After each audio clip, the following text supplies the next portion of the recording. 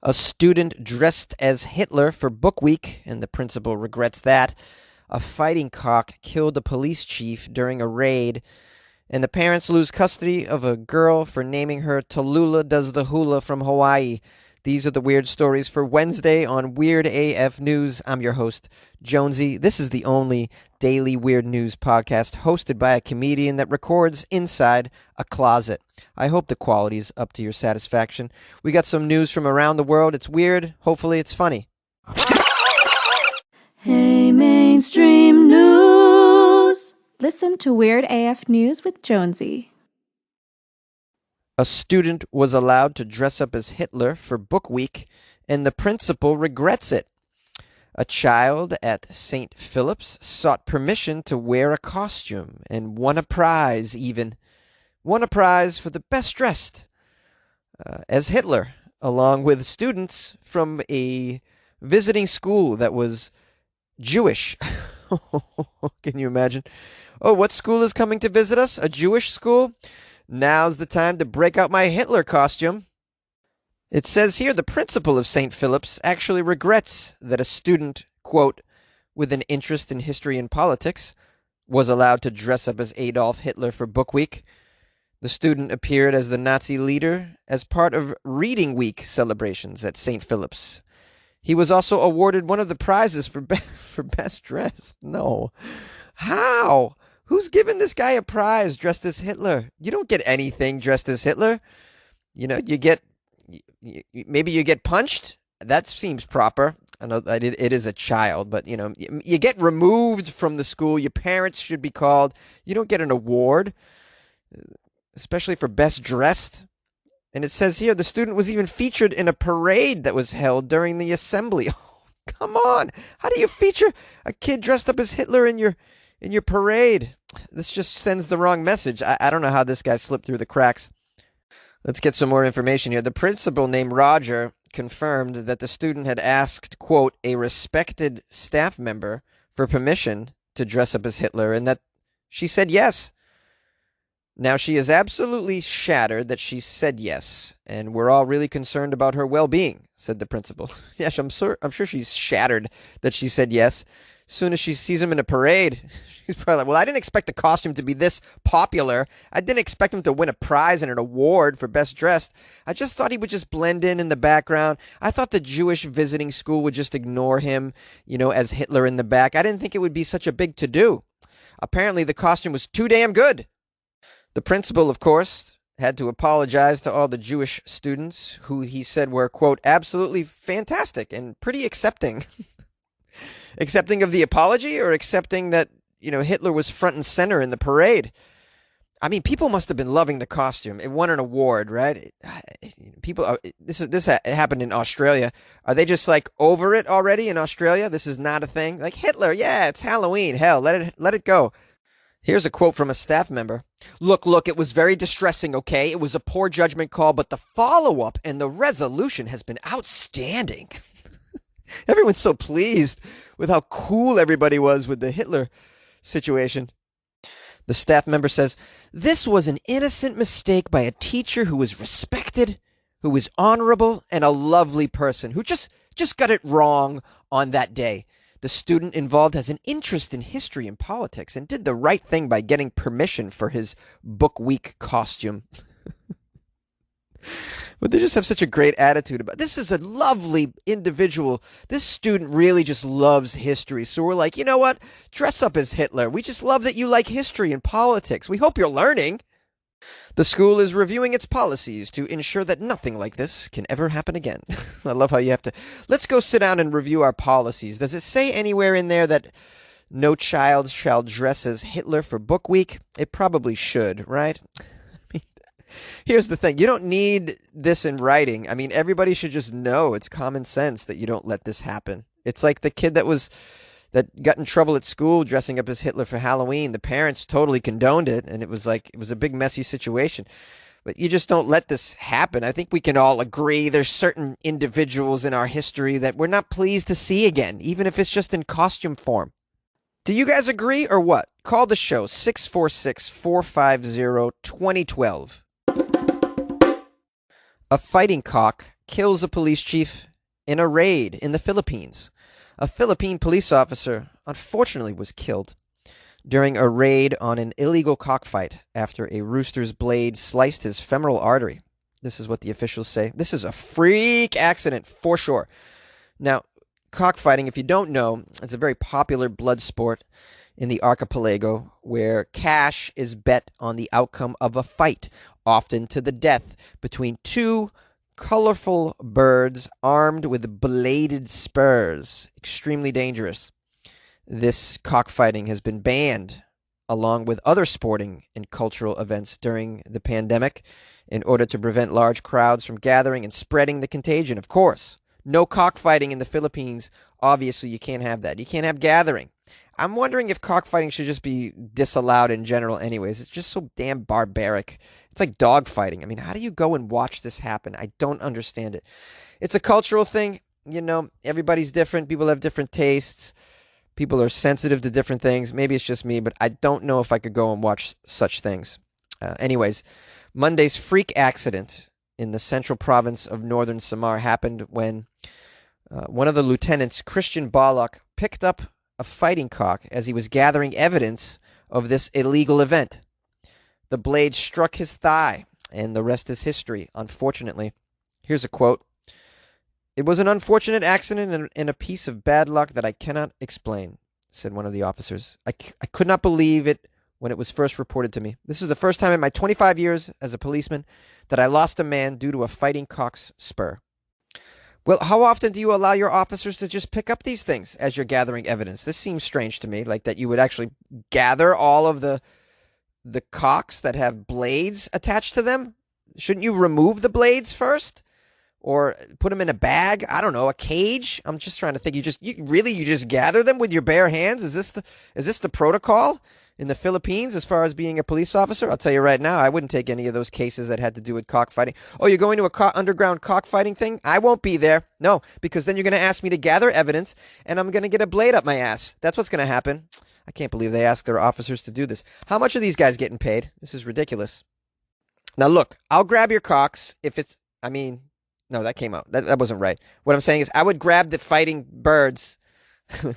I would grab the fighting birds if we just shoot them with a tranquilizer dart first. And then we take the spurs off, and then we gather the evidence. You don't just grab these things while they have blades on them, and they're freaking out. They're jumping all around. This is ridiculous. 3 people were arrested, and 2 fighting cocks were seized, along with 2 sets of spurs in this raid. Unfortunately, they lost a man, and it was unnecessary and very sad. This could have been avoided if I was in charge. You like podcasts? You're listening to my podcast. Maybe you thought to yourself, I'd like to make a podcast. Too difficult. No, not with Anchor. Anchor has free creation tools that allow you to record and edit your podcast from your phone or your computer. Anchor distributes your podcast to Apple, Spotify, Stitcher, and more. They have advertising integration, so you can even make a little money off your podcast. Everything you need to make a podcast in one place. Download the free Anchor app or go to anchor.fm to get started. And good luck with your podcast. Good luck with your creation. Good luck with your life, man. Parents lose custody of a girl for naming her Talula does the Hula from Hawaii. This is an old article that someone sent me, and although it's old, I still need to do it because it is so funny and so weird. I can't believe it. A 9-year-old girl whose parents named her Talula does the Hula from Hawaii was put into court guardianship in New Zealand so that her name could be changed to something normal. Of course, who wants to be named Talula does the Hula from Hawaii? What is wrong with your parents? What sort of drugs are these people on? A family court judge named Rob Murfitt. Rob Murfitt. Oh, Rob should have changed his name too. That's a terrible name. They picked the right judge. He's got a terrible name. He can totally empathize. Rob Murfitt gave the order of the name change after hearing that this child was embarrassed about her name and had refused to reveal her name to her friends. Here's a quote from the child's lawyer, Colleen. She told people her name was Kay because she feared being mocked and teased for her real name, which is Talula does the Hula from Hawaii. I don't even know how do you fit that on a birth certificate? How do you hand that birth certificate in? There's got to be people in charge of birth certificates that can judge right then and there. It should be a job where you look at the name and you go, nope, You're not doing it. You're not naming this human Talula does the hula from Hawaii. We're going to just put a cutoff here. You need to go home and think about it. You need to take a breathalyzer because I think you're handing in this birth certificate while wasted. Unfortunately, there's no such system. But if I was in charge, there would be a system. And then kids all across the world would never have to worry about going to school with some stupid ass name like Talula does the hula from Hawaii and then being ridiculed for their entire life. And then they have years and years of therapy and they can't get love. The judge criticized the parents who give their offspring bizarre names frequently. Do they now? See, how should they be allowed to do such things? It's just crazy. This is like social services needs to intervene. The judge says this activity exposes children to ridicule among peers. The court is profoundly concerned about the very poor judgment that these parents have shown in choosing this name. It makes a fool of the child and sets her up with a social disability and a handicap, and rather unnecessarily. It does. It makes a fool and it sets up the child with a social disability. I couldn't say it better myself. This is a social disability. You put the child in a position to be mocked and unaccepted by peers, to be ridiculed at institutions like schools and other places, like sports teams and whatnot. I mean, it's a disaster. It's a form of abuse. The judge criticized the growing trend of parents choosing out of the ordinary names for their children. In his ruling, he said names such as Stallion, Yeah, Detroit, Fish and Chips, Twisty Poi, Keenan Got Lucky, and Sex Fruit were prohibited by registration officials already. Others that were permitted, though, included twins called Benson and Hedges, which is a cigarette brand, an old one, I believe. Other children called Midnight Chardonnay, Number 16 Bus Shelter, and the judge added, tragically, violence was also allowed. Another mother tried to use text language for her child's name. They weren't even words, he said. Wow. I mean, what are you doing? What do you think this is all fun and games? You can't name your child such things. Here's some names I looked up. These are like the worst names that have ever been handed down to a child. Sam Sung. Sad Man, which is Saadman. P. Ennis, or penis. Chris P. Bacon. Hitler Mussolini. What are you doing? Dick Long. Aye. Paul Tucock. No. Mike Litoris. Mrs. Wiener and Mrs. Butt. There's a bunch of them, though. Someone was named Cooking with Pooh. Who names their child Cooking with Pooh? This is ridiculous. Major Dicky Head. No. Dr. Farts. These aren't real names, some of these. Jesus Condom. How? How is that a name? I think this is just a funny article. Batman bin Superman. That's another name. I'm looking at a license, though. That's the name. Batman bin Superman. This is... oh, all right. So, I mean, what do we learn with this? We learn that, just parents are just regular people, man. And some of them should just be, they need a little bit more education before they're allowed to choose a child's name. That's just my opinion. I don't know. Maybe you guys disagree. Call the show, 646-450-2012. Any of you poor souls been named something just ridiculous like Lord Brain or some such thing? Anybody just feeling it? Like, is your first initial F and your last name U? Is this your life here? Is your name Cash? Register? Are you really struggling out there? Call the show. Hey, what's up, weirdos? This is Jonesy. Thanks for listening to another episode. I appreciate the articles that everyone sent me. You can send me whatever to funnyjones@gmail.com.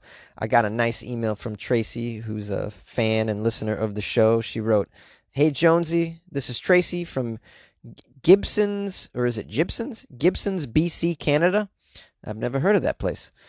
She says, "I've been listening to your podcast for about a year now. Some weird shit goes on in the world, for sure.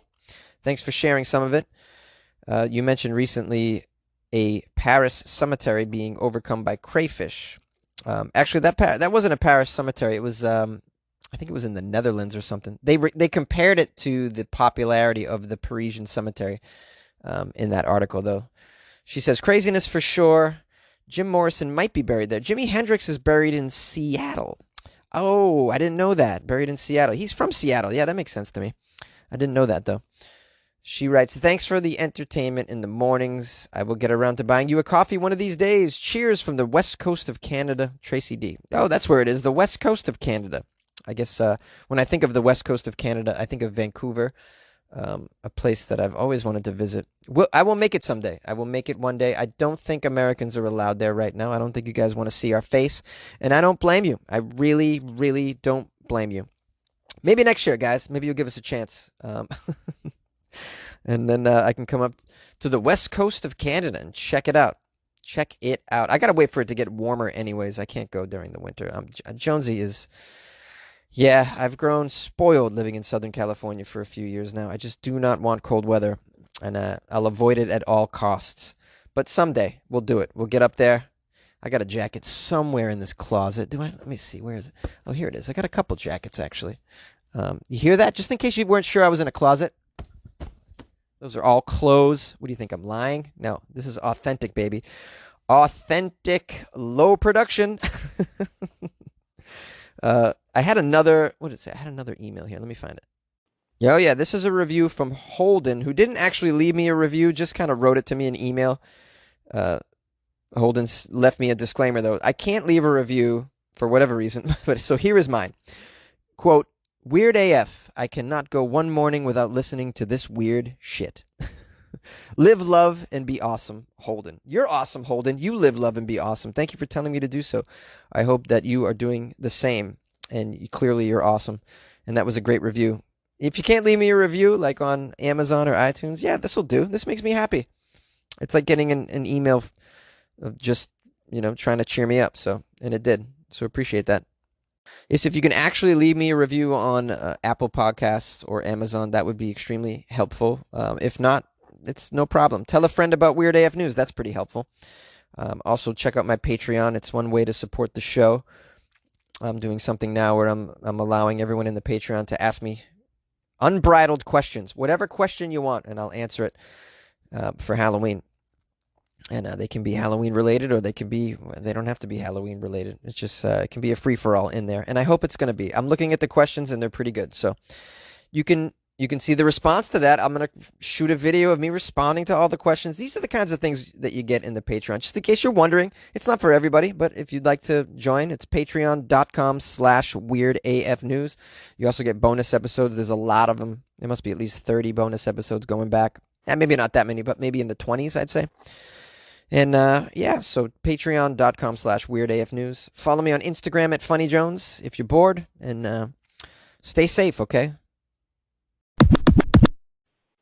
Cloned female mutant crayfish, cloned female mutant crayfish, cloned female mutant crayfish, a toupee in a lobster shell, crayfish power. Hey, Jonesy, congratulations. It's Michael from Iowa City. I know they're not your beloved Boston Red Sox, but congratulations on the Dodgers win of the World Championship World Series. I'm watching the trophy be awarded right now, and so I just wanted to say congratulations on your adopted city of Los Angeles winning the World Series. Anyway, way to go. Don't go crazy. Take care. Hey, Jonesy, Dallas from Minnesota. For your question on favorite Halloween candy. Now, when I was a kid, my favorite candy was whatever someone would give me, wrapped gum, I think like double bubble gum. That was my favorite as a kid. But I just went to Minnesota's largest candy store. Never been to Minnesota. Definitely check this place out. Just keep in mind it's only open from May till Thanksgiving, and then it's closed all winter long. But it's an amazing place of all kinds of candy. It's probably the only place I know of where I can buy candy cigarettes, and has candy from all over the world there. But I just noticed that they have Abba Zaba, and I like a fun size. The Abba Zaba is my all-time favorite candy, all-time. There's no other candy that compares to it to me. It is my favorite candy. And now seeing that they have the fun size, it's actually something that can be put into a Halloween basket or something like that. But that's definitely my favorite candy. Always has been and probably always will be. Thank you, Jonesy.